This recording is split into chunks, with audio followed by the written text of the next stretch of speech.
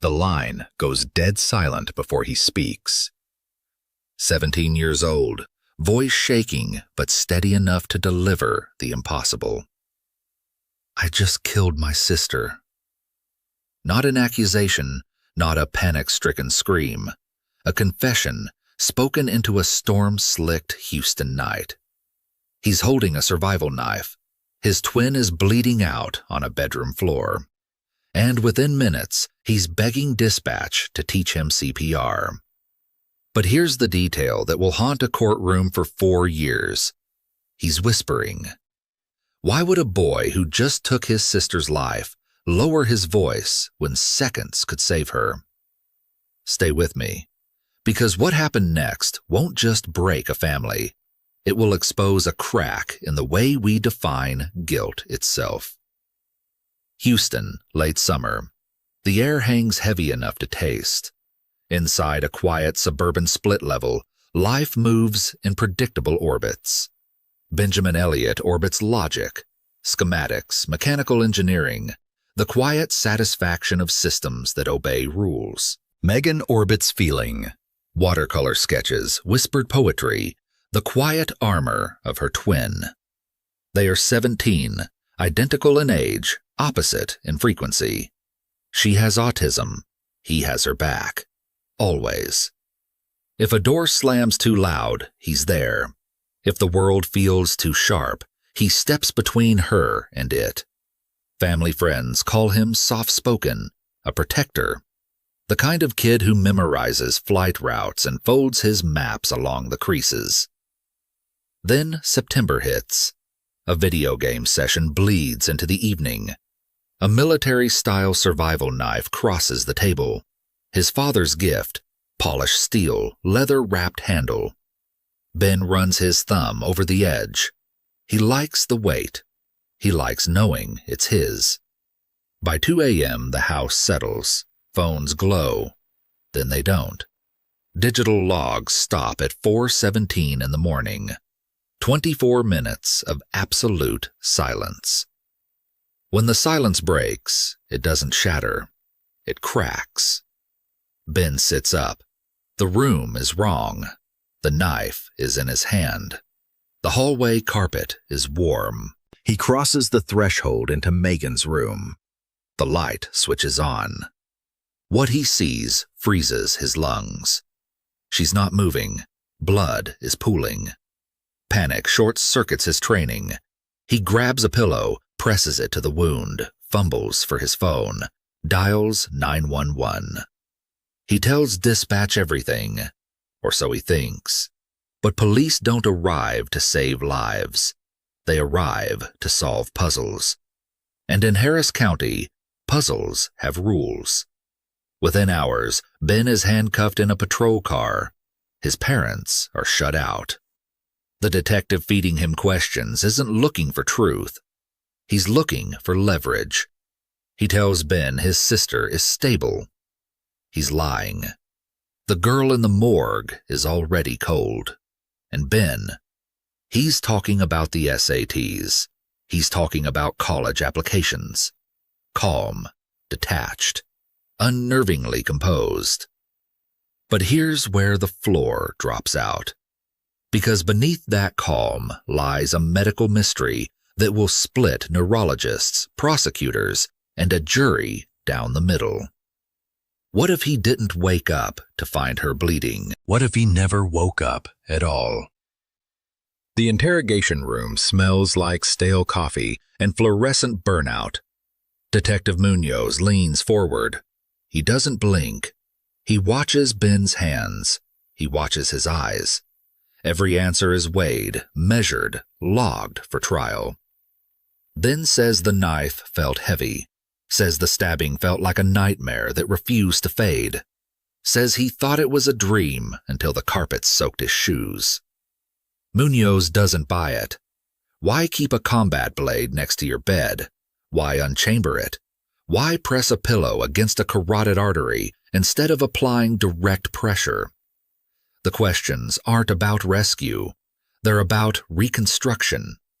If you think you know what happens when the interrogation tape gets played for a jury, Wait until you see what the state does with the silence between his words. Enter Dr. Gerald Simmons, sleep neurologist, skeptic by trade. He doesn't believe in ghost hands or dream murders. He believes in EEG traces, REM cycles, and obstructive sleep apnea. He hooks Ben into a machine that reads brain waves like a seismograph reads fault lines. The result? Ben's nervous system drops into slow-wave non-REM sleep in 11 minutes. 11. Most people take 40. Simmons finds fragmented breathing, airway collapse, micro-awakenings that never cross the threshold of consciousness.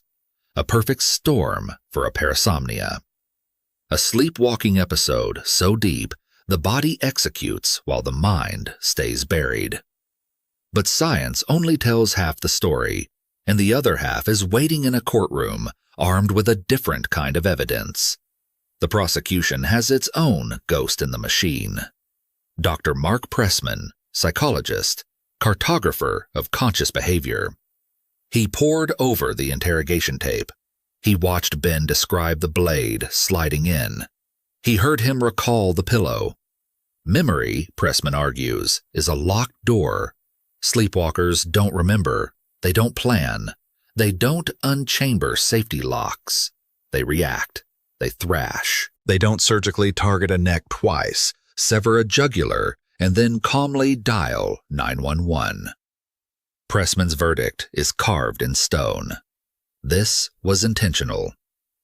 Now pay attention, because the trial isn't happening in a courtroom. It's happening in a war between two definitions of reality. The digital timeline becomes the battlefield. Phone records show activity stops at 4:17. The 911 call lands at 4:41. 24 minutes of darkness. Simmons says that's exactly when Ben's brain would have been locked in slow-wave paralysis. Pressman says that's exactly when a killer buys time to compose himself. The jury watches the 911 call on a loop. Ben's voice is low, controlled, almost rehearsed. Why isn't he screaming for his parents? Why isn't he pounding on the door? Because shock doesn't always look like chaos. Sometimes it looks like a boy staring at a ceiling, waiting for his own mind to come back online. But the prosecution isn't interested in psychology. They're interested in the pillow. The prosecution's theory tightens like a vice. No blood spatter on the walls, only on the pillow. They argue he didn't press it to stop the bleeding. He pressed it to muffle her, to silence a scream that was already too late. They point to the second stab wound, 4 inches deep. A second strike isn't hesitation, it's certainty. And Ben's calm demeanor in the interrogation room, that's not trauma. That's compartmentalization, the kind you learn when you've already decided what you're going to tell them. Yet the defense isn't backing down. They're digging into family bloodlines, and what they find will shake the entire case. The defense fights back with something colder than science: family history. Kathy's aunt wandered into a thunderstorm asleep. Ben's uncle found himself in a garage surrounded by wrenches. Ben's own sister caught him standing outside her bedroom door at 10 years old, eyes open, mind elsewhere. Parasomnia runs in blood, and blood runs thick in the Elliott house. But bloodlines don't decide verdicts. Closing arguments do. And what comes next will leave you questioning everything you think you know about justice. The crisis arrives in closing arguments. Prosecutor Megan Long doesn't raise her voice. She doesn't need to. She looks at the jury. She looks at the packed courtroom. She looks at Ben. And she drops a line that freezes the room. There are so many people here for Benjamin. There is not one person here for Megan. The silence that follows isn't empty. It's heavy. It's accusatory.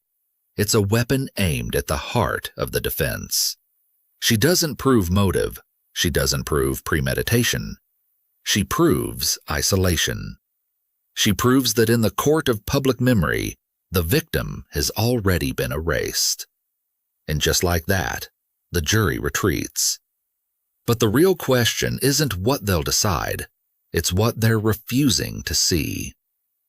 The jury retreats 7-5, then 6-6. The room holds its breath. Somewhere in a windowless box, 12 strangers weigh a boy's confession against a doctor's charts, a pillow's weight, a whisper on a telephone line. They aren't deciding if a crime happened. They're deciding what happens when the criminal doesn't know he's a criminal. But the clock is ticking. The judge is waiting, and when those doors open, one truth will walk out. The other will be buried under 15 years of concrete and steel. The foreman stands. The pen touches paper. The words are read aloud, flat and final. Guilty. First-degree murder. The courtroom exhales. Some shoulders drop, others stiffen. Ben doesn't flinch. He just closes his eyes.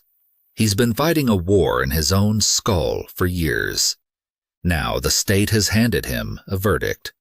Sentencing comes the next day. The prosecution asks for 40. A juror speaks up, asks for mercy, not because he believes Ben slept through it, but because he believes Ben is broken by it. The judge listens. He weighs the blood on the pillow against the silence in the boy's voice. He weighs the second wound against the lack of motive. He weighs the science against the story. Then he speaks. 15 years, enough to punish, not enough to erase. The twist isn't in the verdict, it's in what the verdict refuses to answer. The jury didn't convict him because they knew why he did it. They convicted him because they couldn't prove he didn't. The law demands certainty. Science only offers probability. And in the space between the two, a family learns that truth doesn't always wear a lab coat. Sometimes it wears a judge's robe. Sometimes it wears a sleeping boy's face. In the holding cell, Ben finally speaks to the cameras. He doesn't cry. He doesn't rage. He just stares into the lens like he's looking through it, past it, into the dark hallway where 24 minutes disappeared. He says he misses her. He says they did everything together. He says he tried to save her. He says he's not guilty. And when they ask him if he blames himself, he doesn't answer right away. He just says the weight of the knife is still in his hand, even when it's not. The case closes, the files get stamped. The suburbia returns to quiet. But every night, somewhere in Houston, a clock ticks past 4:17. 24 minutes of silence. 24 minutes where a brother became a suspect, a victim became a ghost, and a courtroom learned that the most terrifying crime isn't the one you plan. It's the one you wake up to and can't prove you didn't commit. Some doors don't open, they just lock, and the key is swallowed by the dark.